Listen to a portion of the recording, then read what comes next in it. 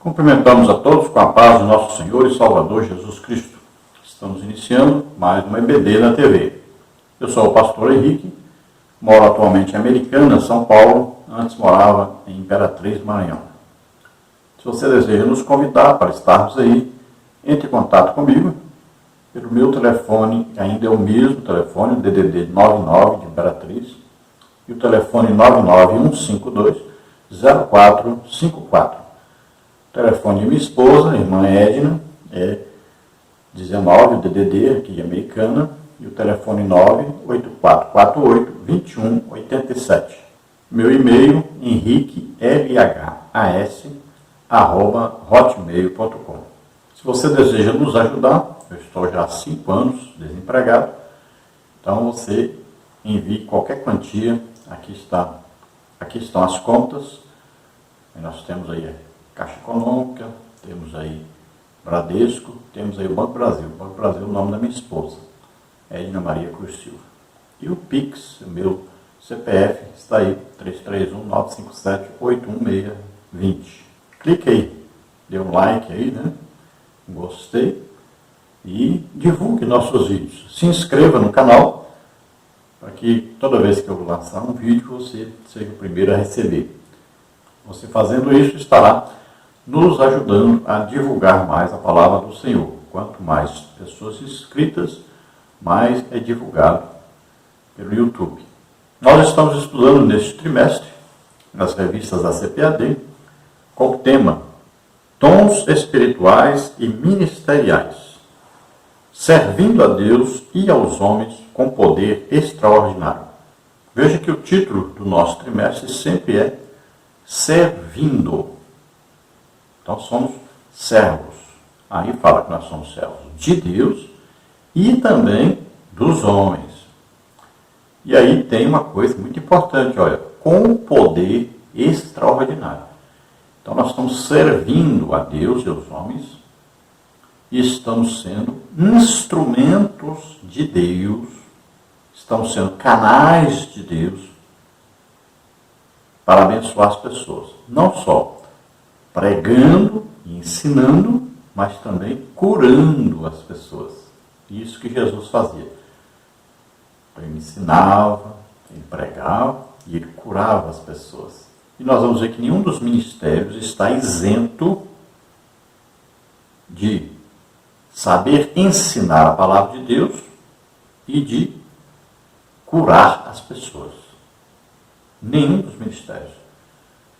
E hoje nós vamos estudar sobre o ministério diaconato. E nós vamos ver que também aí se exigia que os homens escolhidos fossem cheios do Espírito Santo. E nós vamos ver que estes homens deram exemplo de homens muito usados também por Deus em sinais, prodígios e maravilhas. Vemos aí Estevão, olha, homem cheio de fé e do poder de Deus, cheio do Espírito Santo, fazia milagres. Vemos aí Filipe, também, mesma coisa, se destacou muito em Samaria, né, onde ali foi muito usado, sinais, prodígios e maravilhas. Então veja que a Bíblia não vai dar detalhes de todos os diáconos escolhidos, foram 7 os primeiros, mas dá detalhes de 2, indicando que os outros também eram assim. Assim como os apóstolos. A Bíblia dá mais detalhes sobre Pedro, sobre João. Mas João é um homem muito usado para falar de coisas que aconteceram no futuro. Palavra de sabedoria, o dom do Espírito Santo. E Pedro, um homem muito usado, milagres, sinais, prodígios, maravilhas. A Bíblia não vai falar de todos, né? Porque senão os livros, né, não caberiam de tanta coisa para falar de todos os apóstolos, o trabalho de cada um. Assim como a igreja. Então nós temos exemplo aí de Paulo, né, foi o grande exemplo da igreja. Também, olha só, um homem tremendamente usado por sinais, prodígios e maravilhas. Então aí está representado, né, aí os apóstolos, estão representados aí os diáconos, está apresentado aí o apóstolo Paulo, né? Então veja só, já dá para nós entendermos claramente o que é o ministério e o que é necessário para que alguém esteja no ministério. A igreja parou no tempo, parou de repente, achou que já era suficiente ser batizado no Espírito Santo, falar em línguas, pronto. Se resumiu a isso, e mais nada. Parou.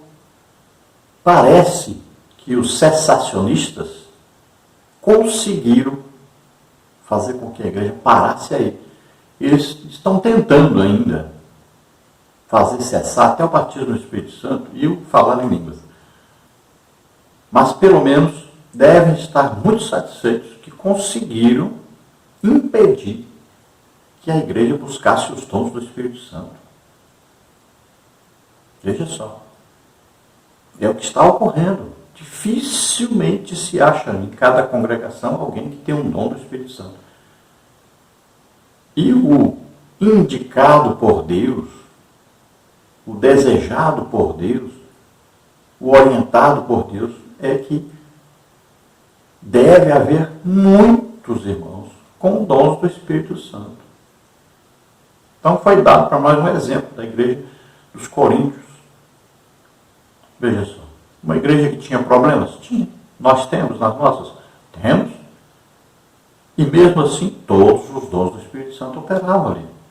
Isso é um grande exemplo para nós. Não são os problemas da igreja, não são problemas de grupos, nem de relacionamentos que impedem os dons de operação, que impedem os dons de serem operados na igreja. Aqueles que são usados vão jejuar, vão orar, vão estudar a Bíblia e vão ministrar às pessoas. Não importa a situação que está, deve ter no meio da igreja todos os dons do Espírito Santo operando. E nesta pandemia nós temos visto a necessidade dos dons do Espírito Santo em operação. Pessoas morrendo aos montes, pastores morrendo aos montes, pessoas que não saem de casa, estão doentes, precisando de visita, precisando aí de uma cura. Muita gente mesmo necessitando. E a igreja não tem essas pessoas, não tem enviado esses homens de Deus para orarem por essas pessoas e elas serem curadas. Vemos uma igreja com medo, apavorada com uma doença. Vamos ver o texto áureo que diz: porque os que servirem bem como diáconos adquirirão para si uma boa posição e muita confiança na fé que há em Cristo Jesus. 1 Timóteo 3,13. Então o diácono, ele é escolhido pela igreja. Olha, os ministérios de Cristo, né, como estão em Efésios 4,11, aqueles 5 ministérios, é Jesus quem escolhe e dá à igreja. Agora veja bem, esses aqui, os diáconos, é a própria igreja que escolhe. Então pode ser escolhido pelo povo, como os primeiros diáconos foram escolhidos pelo povo, podem ser escolhidos pela liderança da igreja. Então veja só, isso aqui já é uma coisa que mais local, o diácono é escolhido no local, ali na congregação. Então a liderança escolhe, e, é claro, com o apoio do povo. Agora veja só, são escolhidas pessoas que já estão trabalhando e o seu ministério já tem a confirmação de Deus. Todos sabem quem é a pessoa que vai ser escolhida. Esta pessoa já está evangelizando, ganhando almas. É uma pessoa que ora, as pessoas são curadas. É uma pessoa que é usada por Deus tremendamente. Olha, sabe dar uma mensagem. É uma pessoa que estuda a Bíblia, que está sempre jejuando, orando. Então é uma pessoa exemplar, a sua família, os seus negócios. Ele já é uma pessoa exemplar, já é uma pessoa que todos sabem que ele pode ser escolhido para ser diácono. E ele vai ser testado. A Bíblia diz que deve ser testado. Deu certo? Bom, continua sendo diácono. Não deu certo? Pode ser retirado. Não tem problema. É assim que a Bíblia ensina. E se for testado continuar sendo um bom diácono, então a Bíblia está ensinando para nós aí, ele pode ser aproveitado melhor ainda, pode ser um presbítero, ele pode chegar então a dirigir aí uma congregação, ou ser auxiliar do pastor, né? E mais para frente pode ser um pastor de uma igreja, pode chegar até um dia ser o pastor presidente de um campo. Então começa lá, como diácono. E nós temos como grande exemplo o Filipe, que era diácono em Jerusalém, com a perseguição. Ele foi para Samaria e lá pregou o evangelho, ganhou muitas almas e era tremendamente usado em sinais, prodígios e maravilhas. O povo se convertia porque, lá a Bíblia está dizendo, porque ouviam e viam os sinais que Filipe fazia. E depois nós encontramos aquele que foi diácono, encontramos agora como um evangelista, morando em Cesareia, e era um exemplo de pai. Veja bem, ele tinha 4 filhas virgens, e todas as 4 profetizavam. Olha só, 4 filhas virgens, e todas tinham dom do Espírito Santo. Tinha uma coisa maravilhosa. É um exemplo de um pai, homem de oração, de fé, usado tremendamente por Deus. E suas filhas desejavam ser iguais ao pai, a imitar o pai, sendo instrumentos de Deus. A verdade prática diz assim: embora o diaconato seja um ministério específico, a diaconia é uma missão de todo crente. Então veja, o diácono é escolhido então pela igreja e colocado então para ajudar o pastor, né? Ajudar o presbítero, ajudar no trabalho cotidiano da igreja. Ele vai fazer, na maioria das vezes, o trabalho material da igreja, arrumar os bancos, né? Se precisar limpar uma coisa, na ceia ele vai ajudar a servir a ceia, no batismo nas águas ele estará ali ajudando, no evangelismo. Agora ele também pode pregar o evangelho, ensinar o evangelho, ensinar na escola bíblica dominical, né? Porque nós vemos aí, Estevão e Filipe são exemplos. Eram diáconos, mas também pregavam, ensinavam a palavra de Deus. Agora, o trabalho de diaconia é um trabalho de servo, de servir a Deus, servir a igreja. E todo crente deve ser um diácono, seguindo então o significado de diácono, de diaconia, né? Que é o quê? Servir, trabalhar, fazer uma coisa em prol da obra de Deus. Nesta lição nós vamos ver então os seguintes tópicos e os seguintes subtópicos. Tópico 1, a diaconia de Jesus Cristo. Subtópico 1, significado do termo. Subtópico 2, serviço de escravo. Subtópico 3, o discípulo é um serviçal. No tópico 2 nós vamos ver a instituição dos diáconos. Subtópico 1, o conceito da função. Subtópico 2, origem do diaconato. Subtópico 3, a escolha dos diáconos. No tópico 3 nós vamos ver o perfil e função do diácono. Subtópico 1, qualificações do diácono. Subtópico 2, a função dos diáconos em Atos 6. Subtópico 3, a função dos diáconos hoje. Então esses os tópicos e subtópicos que nós estaremos estudando sobre o ministério do diaconato. Vamos ver a leitura bíblica em classe, que está em 1 Timóteo capítulo 3, versículos de 8 a 13.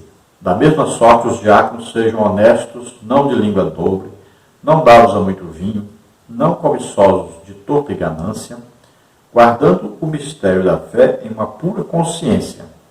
E também estes sejam primeiro provados, depois sirvam, se forem irrepreensíveis. Da mesma sorte, as mulheres sejam honestas, não maldizentes, sóbrias e fiéis em tudo. Os diáconos sejam maridos de uma mulher e governem bem seus filhos e suas próprias casas, porque os que servirem bem como diáconos adquirirão para si uma boa reputação e muita confiança na fé que há em Cristo Jesus. Então você veja, na lição nós não vamos estudar muito sobre a diaconia sendo exercida através do homem e através da mulher. Veja bem, diaconia significa servir.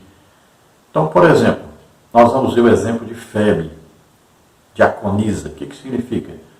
Uma pessoa que serve. Então, ela recebia o apóstolo Paulo, né, recebia os irmãos que iam ali na sua casa, e ali os irmãos faziam uma reunião. Trazia as pessoas, né, que queriam ouvir a palavra de Deus. Ali ela lavava a roupa de Paulo, né, passava a roupa do Paulo, dava comida para o Paulo. O que é isso? É um trabalho o quê? De diaconia. A palavra é no masculino, significa aquele que serve. Então, tanto faz ser homem como mulher. Exerce o trabalho de diaconia, aquele que serve. Agora, para o ministério, nós não temos exemplo na Bíblia de alguém que fosse mulher e ser chamado. Olha bem, eram 12 patriarcas, todos homens. Eram 12 apóstolos, todos homens. Jesus não colocou sua mãe, não colocou Maria Madalena, colocou só 12 homens. São 5 ministérios dados por Cristo à igreja, Efésios 4:11, todos masculinos. Então não existe esse ministério na igreja de uma mulher.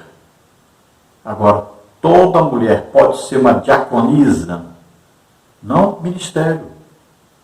Mas quem é? Uma pessoa que serve a igreja, todas podem? Todas.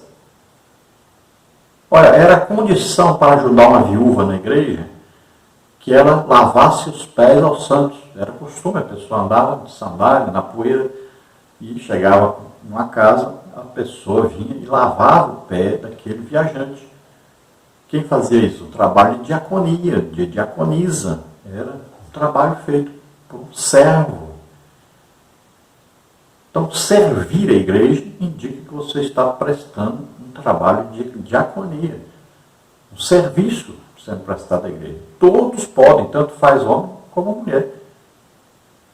Olha, uma irmã dá uma aula na escola bíblica dominical, visitar as pessoas, orar na igreja, lá ter o ciclo de oração, é um trabalho de diaconia. Agora, o ministério diácono não existe na Bíblia para as mulheres. E nós temos como apoio a isto alguém que estudou muito a Bíblia, que é o pastor Antônio Gilberto. E ele falou sobre isso, eu estou colocando aí até um link para você acompanhar. Ele falou sobre isso. E ele ainda disse que aquele que está colocando vai pagar caro por isso diante de Deus. Veja só, um homem muito estudado, muito sábio e que, pelo menos, na nossa igreja todos conhecem e todos consideram como um mestre na palavra do Senhor. E veja bem, aquele pastor que admite, ou que teima, ou que quer de todo jeito colocar mulheres como diaconisas, como ministério da igreja, então ele tem que aceitar que a mulher pode ser presbítero, ele tem que aceitar que a mulher pode ser evangelista, ele tem que aceitar que a mulher pode ser pastor. E se ele aceitar que a mulher seja pastor, então ele está aceitando também que a mulher pode ser pastor presidente da igreja. Então, não vamos ser hipócritas. Então, vamos tomar cuidado que a Bíblia ensina para nós uma coisa. Nós não podemos ir contra a Bíblia, nem passar além do que a Bíblia nos permite passar. Aqui Paulo está ensinando que as mulheres que vão prestar serviço à igreja, né, na visitação, as mulheres mais idosas, aconselham as mulheres mais jovens, né? Existem vários trabalhos na igreja que são feitos por mulheres. Então Paulo não está dizendo que a mulher não pode trabalhar na igreja. Pode, e ele até dá aí também algumas características, né?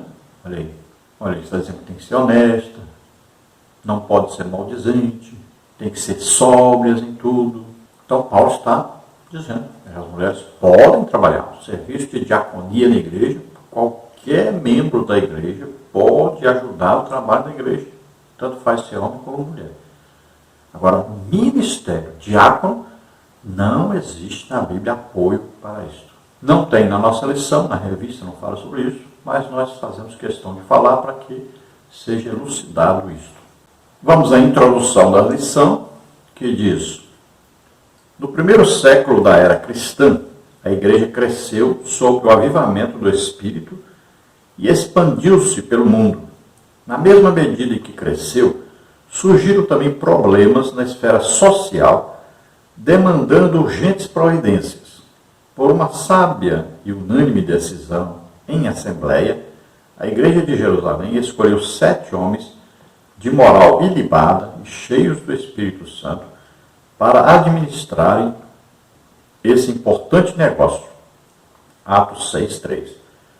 Nesta lição estudaremos esse importante ministério de serviço que, por causa de uma crise étnica na igreja, levou os apóstolos a propor medidas que serviram de base para instituir a função diaconal.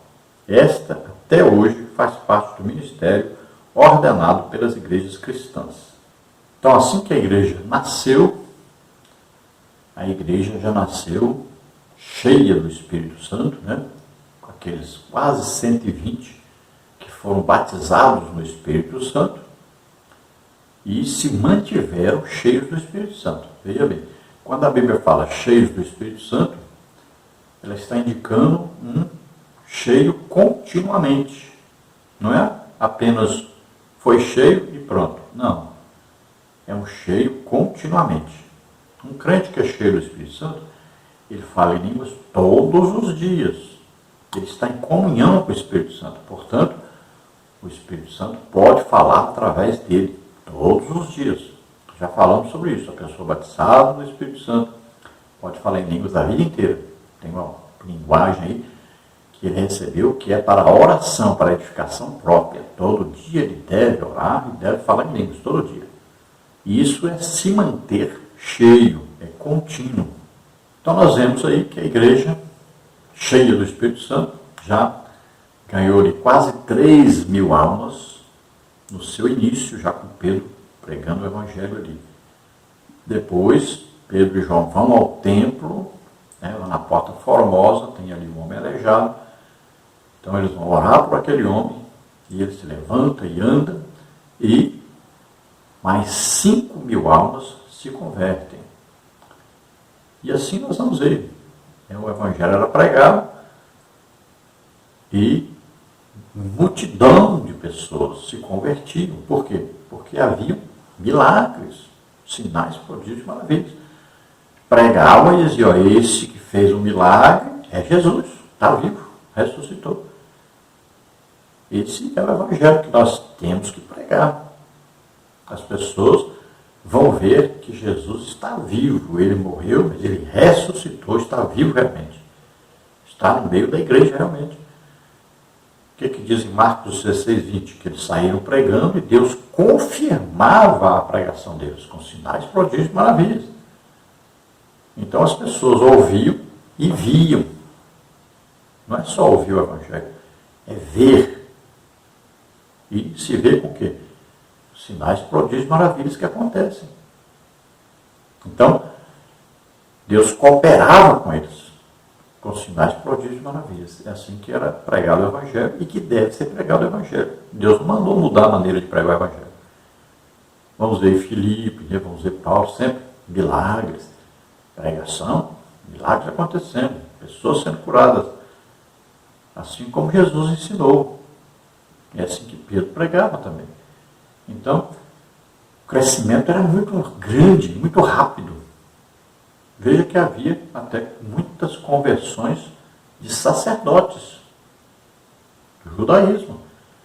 Porque eles não estavam apenas escutando o Evangelho, estavam também vendo que Deus confirmava com sinais, prodígios e maravilhas.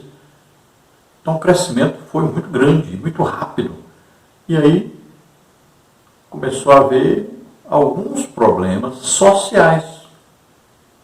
Porque havia em Jerusalém não só os judeus que eram nascidos ali na Judeia, mas tinham ali judeus que tinham nascido em outros países. E muitos ali eram de fala grega, eles não falavam hebraico e aramaico, né, misturado como os judeus que viviam ali, mas eles falavam grego. Então, eles precisavam de ajuda, muitas viúvas, né? Antes, essas viúvas estavam lá onde elas nasceram, em outros países, mas eles vieram para Jerusalém.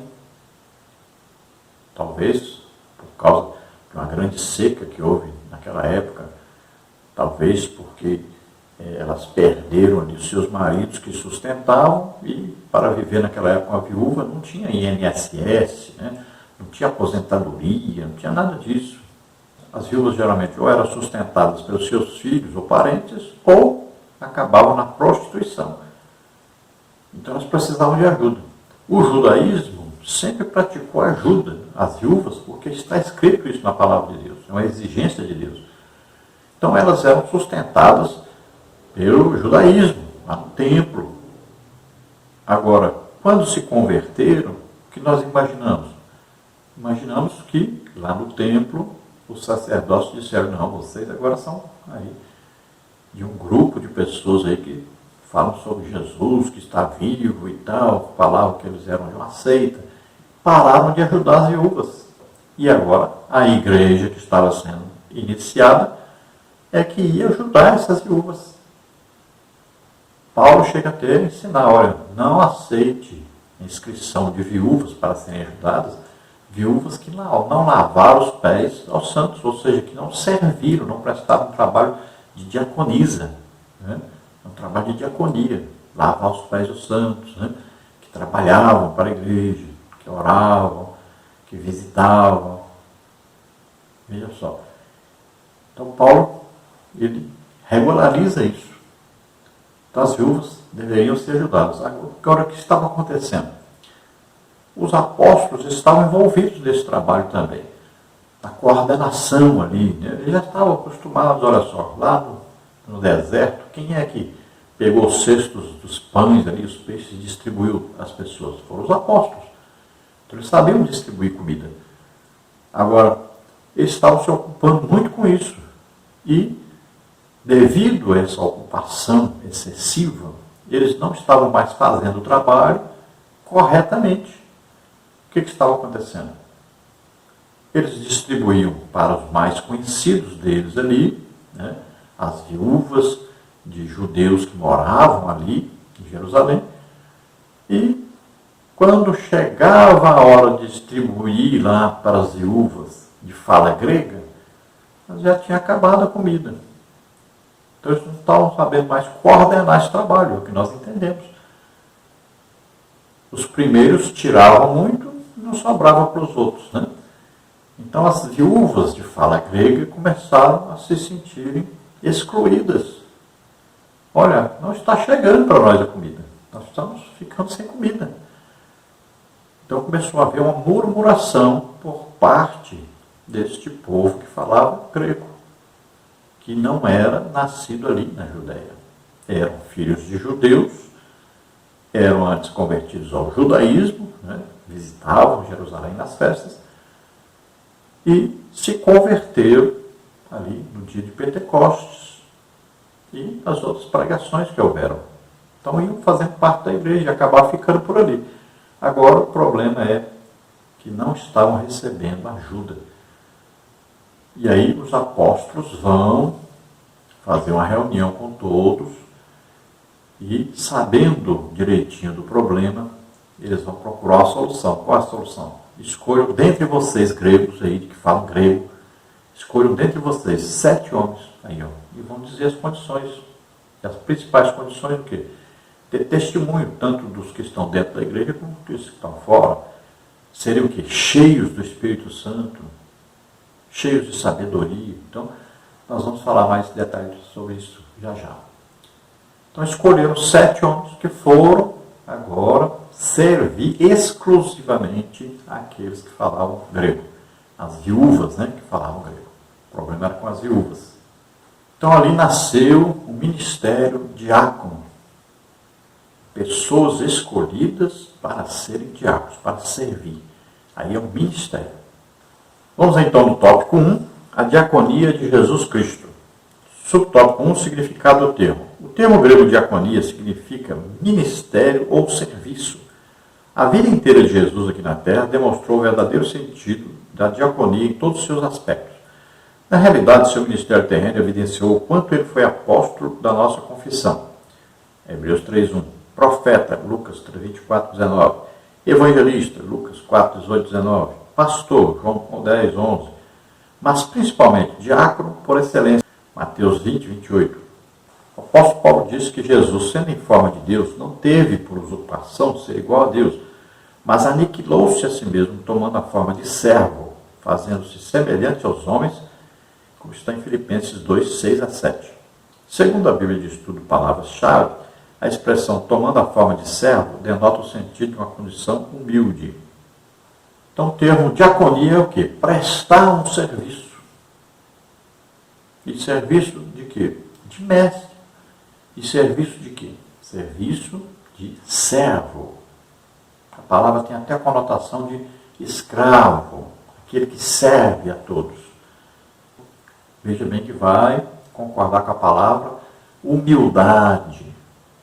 Aquele que serve humildemente, tem prazer, alegria em servir. E veja que Jesus veio do céu para morar na terra. Ele é Deus, se tornou homem. Ele é rico, se tornou pobre. Ele é rei, se tornou servo. Veja bem, ele se humilhou a si mesmo, se aniquilou.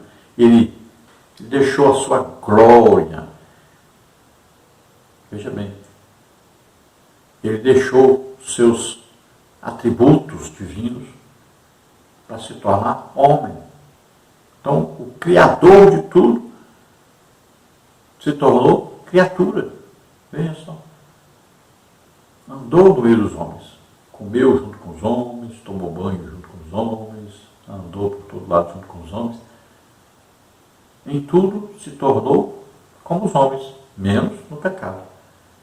Então ele se humanizou, né? Ele deixou as suas prerrogativas divinas. Ele não usou na terra de sua divindade. Viveu como homem. Aí você fala, mas ele fez milagre. Mas tudo através do Espírito Santo. Jesus não fez nenhum milagre antes de ser batizado nas águas ali, receber o batismo do Espírito Santo ali, ser cheio do Espírito Santo. E a Bíblia fala bem claro, Jesus cheio do Espírito Santo.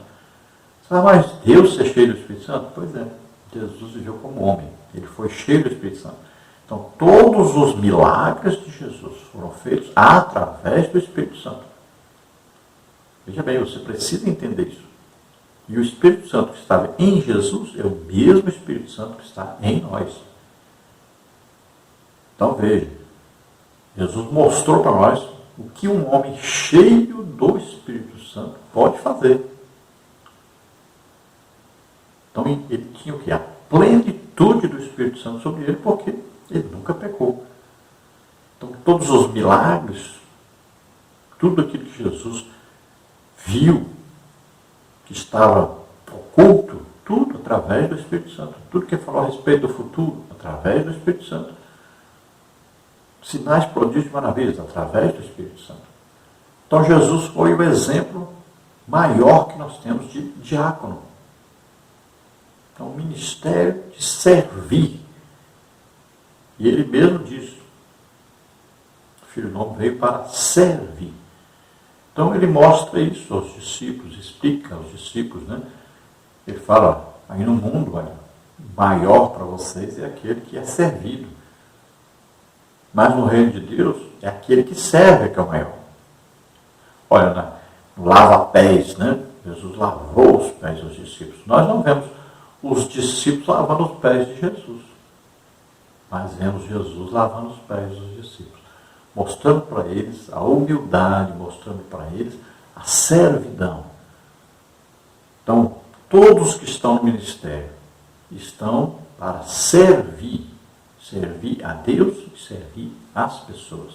No subtópico 2, serviço de escravo. Na véspera da sua crucificação, o Senhor Jesus reuniu os seus 12 discípulos para comer a última ceia.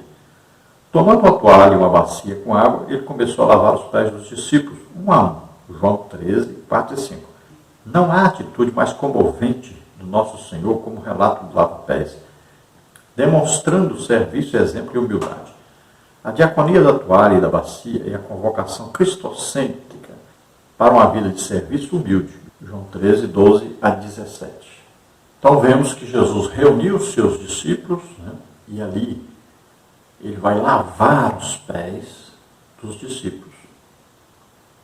Ele está ensinando para eles a humildade, está ensinando para eles a diaconia, ou seja, o prazer de servir, a alegria de servir as pessoas.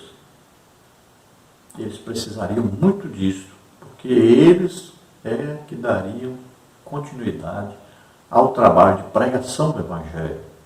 Eles é que levariam a igreja a que está hoje, Começou com eles. Então, eles deveriam ser a base da igreja. Olha só, eles tinham que ser ensinados o que eles deveriam praticar no futuro.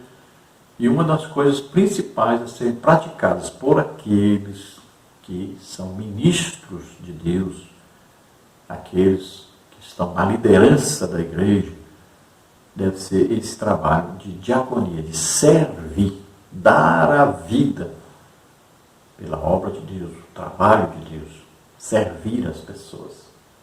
E Jesus chama a atenção. Por que você está preocupado com o que vai comer, com o que vai vestir? Quem cuida é Deus. Veja bem, eu estou 5 anos desempregado. Nunca passei fome, nunca passei dificuldade. Deus sempre usa pessoas para nos ajudar. Então, não fique preocupado com isso. Eu tinha um emprego, ganhava lá 8 salários por mês, mas estou exclusivamente por conta de Deus. Todo esse tempo, 5 anos, nunca faltou nada. Deus nos sustenta, Ele nos guarda, nos protege, nos livra de todo mal. Já tivemos aí o Covid-19, Jesus já nos livrou. Então, saiba disso. Dedique-se. Se você tem um ministério, se você foi chamado para o ministério, você tem que trabalhar exclusivamente para Deus. Você não pode ficar trabalhando secularmente e pela igreja ao mesmo tempo. Não dá certo. Você não está fazendo o trabalho correto. Você não está tendo tempo de visitar as pessoas, de aconselhar as pessoas, de jejuar, de orar bastante, de estudar a Bíblia. Você não está tendo tempo. Reconheça isso. Entregue-se a Deus e Ele vai cuidar de você. Então, aprenda com Jesus esse trabalho de servir aos outros. E veja que Jesus lavou os pés aos discípulos e explicou bem claro, olha, vocês não estão entendendo o que eu estou fazendo agora, mas depois vocês vão entender. Veja, o que suja o contato da pessoa com o mundo ali era o pé, que andava na poeira, sujava. E Jesus estava lavando essa parte. Nós temos contato com o mundo. Nós somos crentes, salvos, lutamos contra o pecado, lutamos nos santificando a cada dia, mas temos contato com o mundo e precisamos todo dia ir lá, confessar os nossos pecados, pedir perdão. É assim que está escrito aí no livro de João. É assim que está escrito. Se confessar os nossos pecados, Ele é fiel e justo para nos perdoar de todo pecado, de toda iniquidade. Todo dia, vamos lá. Vamos ver o que nós fizemos, o que nós falamos, o que nós vimos, o que nós comentamos, que fez com que a gente errasse. Vamos pedir perdão todo dia. Essa parte precisa ser lavada todo dia. Subtópico 3, o discípulo é um serviçal. Certa vez, Tiago e João pediram ao Senhor lugares de destaques à direita e à esquerda de Jesus, quando na implantação do seu reino. Marcos 10, 35 a 37. Os discípulos ainda não haviam compreendido a mensagem de Jesus. A proposta do Nazareno nunca foi a de estabelecer uma hierarquia de poder temporal para a sua igreja, mas a de serviço, conforme demonstra sua resposta a eles. Entre vós não será assim. Antes, qualquer que entre vós quiser ser grande, será vosso serviçal, diáconos. E qualquer que dentre vós quiser ser o primeiro, será servo de todos. Porque o Filho do Homem também não veio para ser servido, mas para servir e dar a sua vida em resgate de muitos, como está em Marcos 10, 43 a 45. Então veja que Tiago e João queriam lugar de primazia no reino de Deus.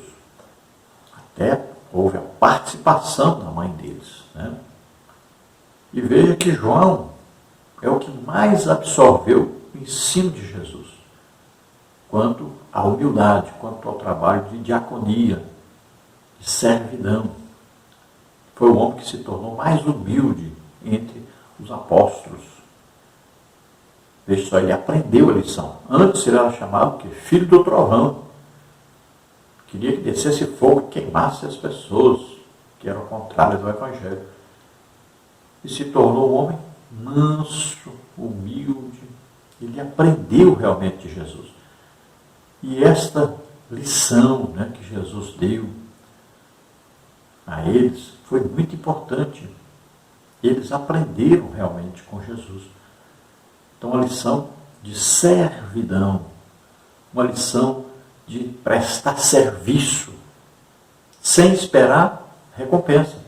Olha bem, o escravo, ele trabalha e o que ele recebe em troca? Comida e lugar para dormir, uma roupa, né?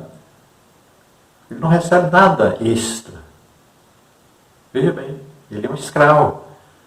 E quando ele trabalha, ninguém vai elogiar, você trabalhou, parabéns. Não, ele está ali para trabalhar mesmo.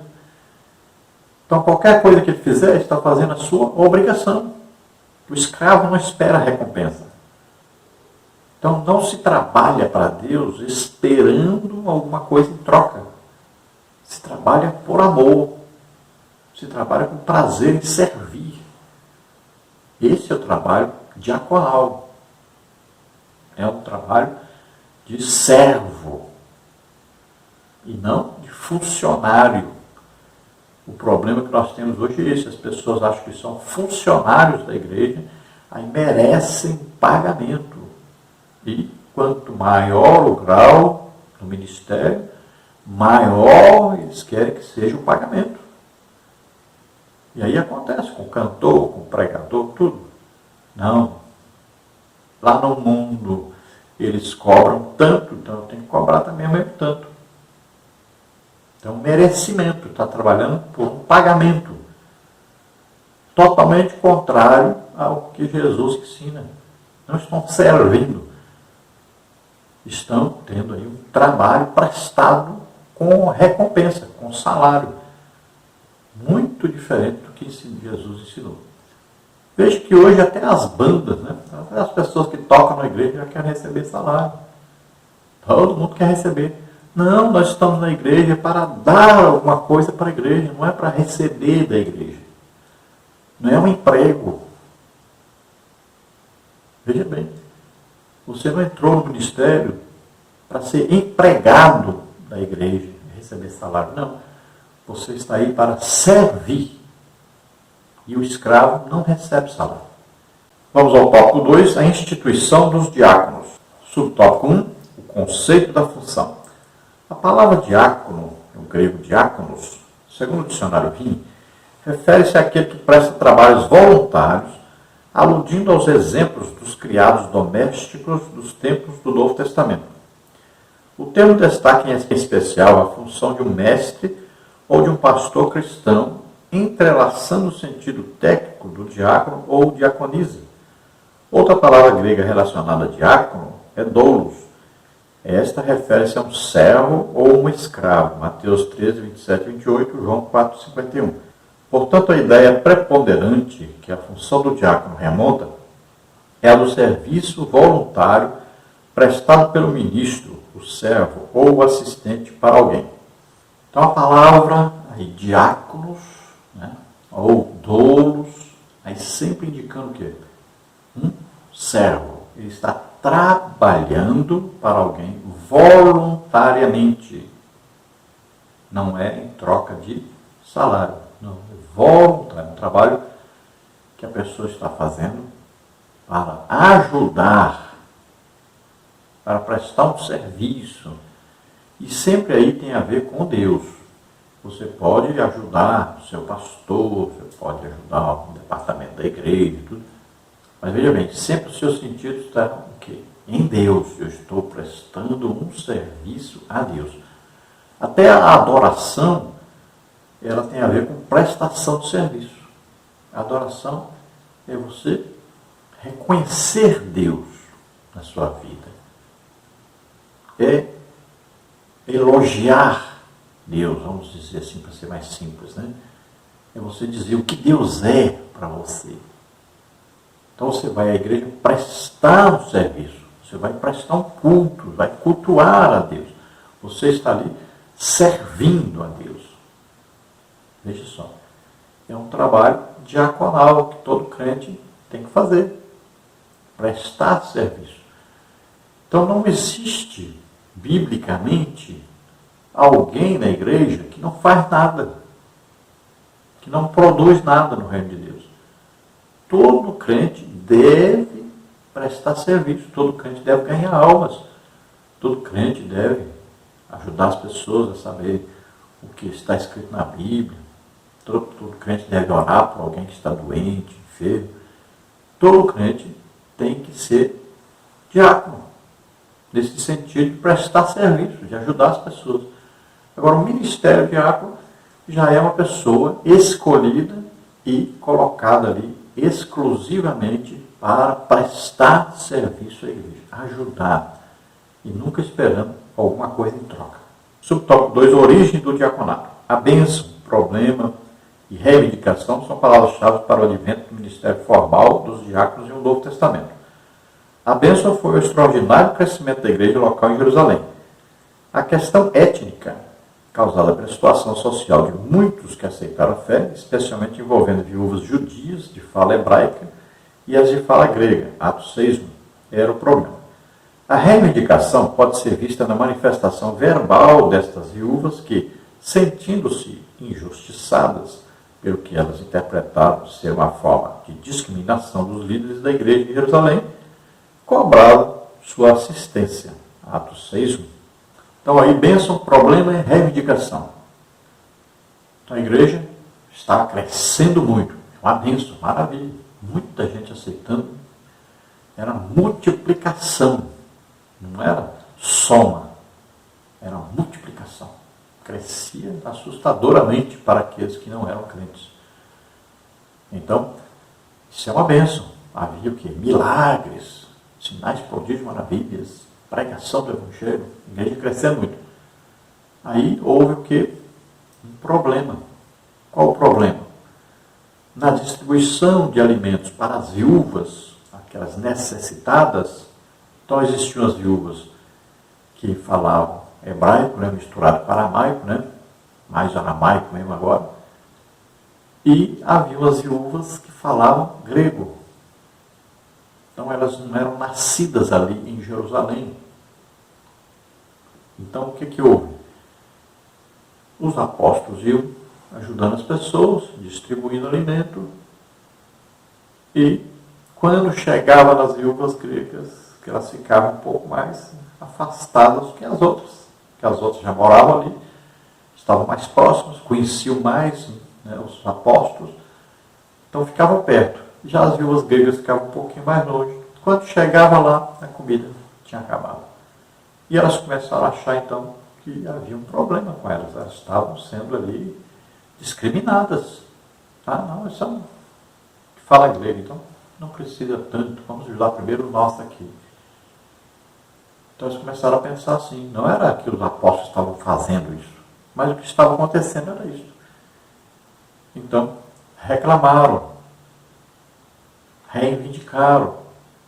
Ajuda a gente aqui, nós estamos passando necessidade, não estamos sendo atendidos. Então, os apóstolos viram que existia um problema e vão agora solucionar esse problema, porque a igreja não pode ter esse tipo de problema. E os apóstolos disseram, nós não temos como cuidar de tudo. Então, nós vamos cuidar da oração, da doutrina, do estudo, do ensino da palavra de Deus, da pregação da palavra de Deus. Né?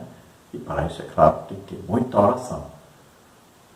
E vamos escolher, então, vocês que falam grega vão escolher dentre vocês 7 homens que vão fazer esse trabalho de distribuir alimento exclusivamente para vocês. Então vamos ver aí no subtópico 3 a escolha dos diáconos. Para resolver o impasse, orando e impondo-lhes as mãos, os apóstolos separaram 7 irmãos de boa reputação, cheios do Espírito Santo e de sabedoria, para administrar uma questão étnica e social. Atos 6, 2 a 7. Foi uma decisão de caráter pacificador e de muito bom senso para a igreja não se perder em permanentes desentendimentos. O objetivo era estimulá-la a resolver a questão, reconhecendo o caminho equivocado antes aderido pelos líderes até aquele momento. Assim, eles puderam executar as mudanças necessárias e resolver uma questão que poderia trazer sérios problemas para a igreja de Jerusalém. Então, veja, se continuasse a murmuração, haveria divisão e acabaria que aqueles que falavam grego iam se separar e largar a igreja. Veja só, por causa de alimento, por causa de uma má distribuição, né? Os apóstolos não estavam mais dando conta do serviço. Então, quando descobriram isso, nós não podemos deixar, isso é importante demais, não podemos deixar acontecer isso, vai haver uma divisão da igreja. Então eles procuraram resolver o mais rápido possível. E resolveram com muita sabedoria. Então disseram, vocês que falam grega, escolham dentre vocês aí 7 irmãos, né, de boa reputação, cheios do Espírito Santo, cheios de sabedoria, homens que são exemplos de homens de Deus. Escolham 7 e esses 7 vão distribuir a partir de agora a alimentação para as viúvas que estão sendo aí deixadas de lado, porque não estamos dando conta do trabalho. Pronto, todos concordaram, os apóstolos então chamaram os 7 que eles escolheram e puseram as mãos sobre eles, era assim que era feito. Pode ver o exemplo de Paulo, né? Foi chamado pelo Espírito Santo, ele e Barnabé para a obra, e puseram as mãos sobre eles, oraram por eles e eles foram enviados. Assim também, os apóstolos impuseram as mãos sobre aqueles 7 e eles passaram então a ter o ministério de diácono para servir as viúvas de fala grega. E o que aconteceu? Devido a isso, a igreja se uniu mais ainda e cresceu, desenvolveu, estavam felizes, alegres, tinham tudo em comum. No tópico 3, o perfil e função do diácono. Subtópico 1, qualificações do diácono. As qualificações dos diáconos descritas no livro de Atos e na primeira carta de Timóteo revelam que em nada elas diferem da atribuição ética exigida aos bispos, 1 Timóteo e Tito. 1 Timóteo 3, né, Tito 1. Então a letra A é caráter moral, 1 Timóteo 3,8. Os diáconos devem ser pessoas honradas, dignas, corretas e íntegras. Não pode haver língua dobre neles. Isto é, a sua palavra deve ser sim, sim, não, não. A ganância por dinheiro tem de passar longe da sua vida, pois sua função é exatamente a de executar trabalhos administrativos da igreja local, como auxiliar nas tarefas do culto e acompanhar as viúvas e os pobres da igreja do Senhor. Então veja, os diáconos são pessoas escolhidas para, por exemplo, fazer a coleta, né, de ofertas e dízimos. Se essa pessoa for desonesta, se essa pessoa tiver muito amor ao dinheiro, então o que ele vai fazer? Ele vai acabar tirando o dinheiro dessa oferta, desse dízimo, e entregando à secretaria, faltando alguma coisa. Acontece. A pessoa vai com aquela sacolinha e tem pessoa que mete a mão lá dentro e tira, guarda no bolso e entrega o restante lá na secretaria. Acontece. Então essa pessoa não serve para ser diácono. Então não passou no teste. Ela está roubando de quem? De Deus. Então o diácono não pode ser amante de dinheiro, não pode ter uma família atrapalhada, não pode ser uma pessoa que não paga as suas contas, não pode ser uma pessoa que espanca seus filhos, bate na mulher. Então, uma pessoa correta, digna, uma pessoa íntegra, não pode dizer uma coisa e desfazer. É sim, sim, não, não. Então, falou, está falado, todos confiam na palavra. Não pode ser uma pessoa fofoqueira que anda contando as coisas, né, que as pessoas estão fazendo. Não pode ser uma pessoa que anda falando mal do pastor, da igreja. Então, o diácono está ali para servir.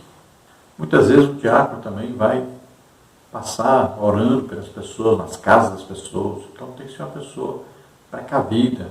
Ele vai orar na casa da pessoa, ele leva a esposa dele junto, ou leva um irmão junto.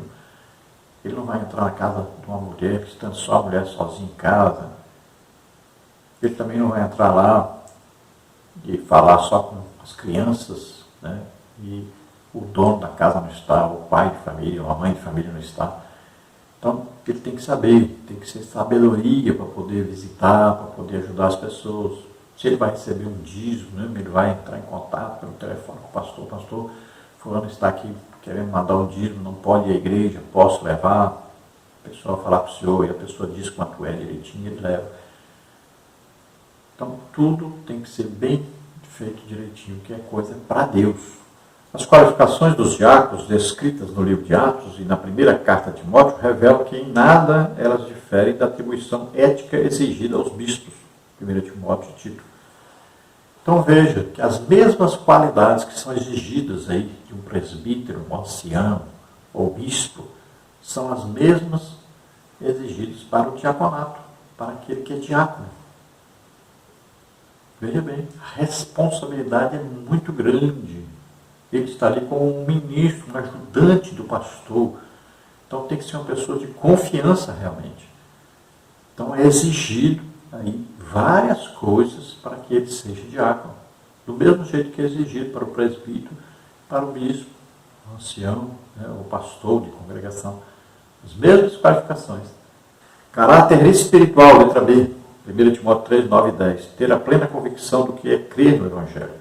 O diácono guarda a revelação de Deus que está em Cristo Jesus, o nosso Senhor. Confere com Romanos 16, 25. Por isso, a liderança e a igreja local devem avaliar o candidato ao diaconato, levando em conta o seu caráter moral e espiritual. Então, veja, uma pessoa que tem comunhão com o Espírito Santo. Então, uma pessoa que foi batizada no Espírito Santo não está falando mais em línguas, olha só, já é uma indicação de que ele não está bem espiritualmente. Não está em comunhão com o Espírito Santo. Eu conheci certo líder que ele orava junto com os obreiros e ele detectava quem não está falando em línguas. Então depois ele chamava essa pessoa e dizia: irmão, o que está acontecendo? Você está com um problema espiritual, você não está em comunhão com o Espírito Santo, o que está acontecendo? Fala para mim o seu problema, vamos ajudar, vamos solucionar esse problema. Você está em pecado, o que você fez? Então ele já detectava quem não estava em comunhão e ajudava essa pessoa a estar em comunhão com Deus. Porque ele sabia que a igreja, para funcionar bem, precisava de todos estarem em comunhão com o Espírito Santo.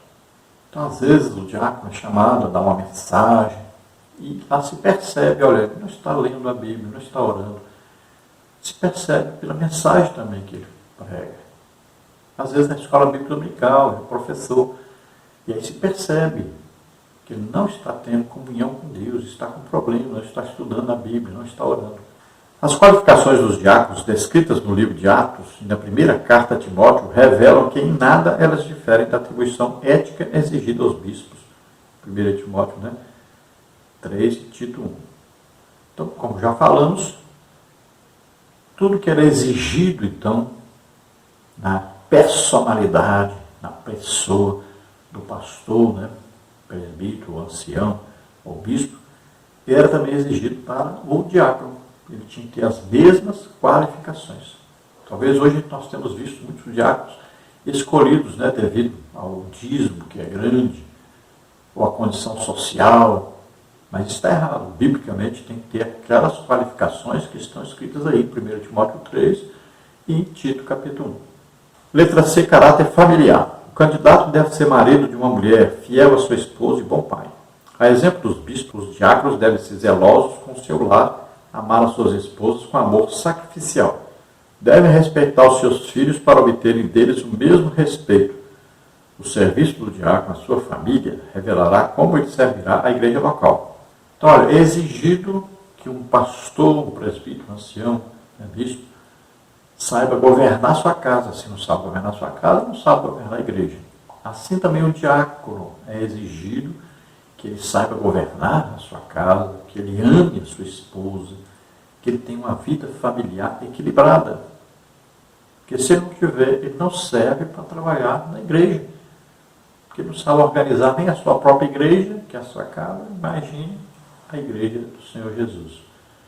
Então é preciso que seja um exemplo de pai, de amigo, de companheiro, né? E também de marido. Subtópico 2, a função dos diáconos em Atos 6.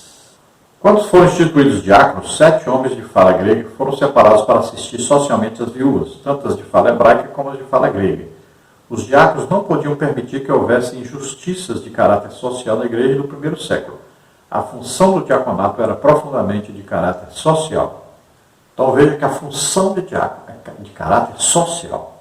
Ele vai se envolver no trabalho social da igreja, como receber cestas básicas, distribuir, visitar pessoas doentes, vai participar do aconselhamento e vai participar de tudo que é social. Quando houver uma festa da igreja, né, quando houver aí uma comemoração, quando houver também um culto na rua e tal, tudo isso ele participa ativamente, ele faz um trabalho social, ele tem que ter um ótimo relacionamento com todos. Então ele não pode ser uma pessoa ignorante, que trata mal as pessoas, ele também é um porteiro da igreja. E olha, na porta é que já se vê como é que é a igreja. É muito importante quem trabalha como porteiro da igreja, tem que receber todos com educação, com simpatia, né, com alegria. Tem que a pessoa entrar na igreja já com a expectativa de que ali ele vai receber uma palavra de Deus, que ali o seu problema será solucionado. Então o diácono tem que saber onde coloca um bêbado, lá atrás, no lugarzinho, ajeita ele ali para não ter problema. Uma pessoa endemoniada, leva na sala para expulsar esse demônio, para não perturbar o culto. Uma pessoa que não é crente ali, leva a pessoa lá na frente para escutar o evangelho, ajeitar a pessoa, escolher um lugar. Tudo é um trabalho de diácono. Subtópico 3, a função dos diáconos hoje. Atualmente a função primordial do diácono é auxiliar a igreja local através das orientações do seu pastor em atividades ligadas a visitar os enfermos, os necessitados e os desviados, bem como cuidar das tarefas espirituais ligadas ao culto, como de distribuir os elementos da ceia do Senhor. Então o diácono vai conversar, o diácono tem que ser muito assim, íntimo do pastor, ele precisa conversar muito com o pastor. O que eu vou fazer, o que eu posso fazer para ajudar o seu trabalho? Então o pastor vai dar as orientações, então o diácono vai ajudar distribuir a Santa Ceia, né? Se o pastor está muito ocupado, precisa de alguém para visitar alguém que está doente, aconselhar alguém, tudo isso, o diácono está ali para ajudar. Então o diácono é aquela pessoa que o pastor pode ligar para ele a qualquer hora, do dia ou da noite, ele vai lá, está pronto a ajudar.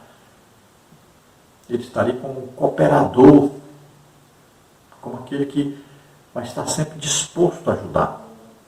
Conclusão, o diaconato foi instituído pelos apóstolos de Cristo quando a comunidade cristã cresceu e precisou ter pessoas que pudessem resolver questões relacionadas a problemas sociais que demandavam atenção e cuidado.